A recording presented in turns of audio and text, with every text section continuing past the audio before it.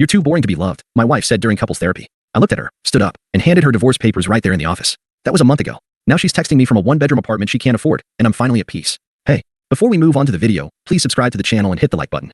Thanks. She didn't even flinch when she said it. Just sat there on that little beige couch in the therapist's office, her legs crossed, arms folded across her chest, like she was bored at a meeting she didn't want to attend in the first place. Her voice didn't even crack.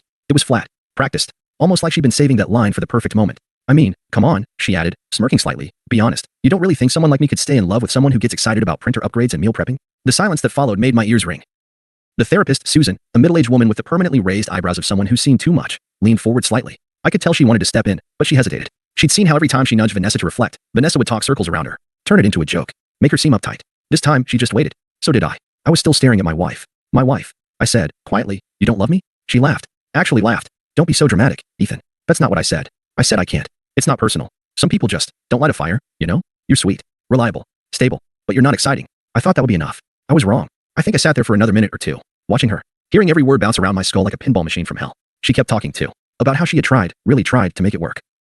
About how maybe if I were more spontaneous, or a little less rigid, maybe we wouldn't be here. When she finally stopped, Susan turned to me and said softly, Ethan, do you want to respond? I looked down at the floor. My hand was resting on my knee, perfectly still. I could hear my heart beating, feel the heat rushing to my face, but I didn't raise my voice. I didn't cry. I just said, no, I think I've heard enough. Vanessa rolled her eyes. Oh, come on. Don't be such a baby. I came here to be honest. I reached into my coat pocket, pulled out my wallet, and slid my card across the table to Susan. I'll cover today's session, I said. Then I stood up.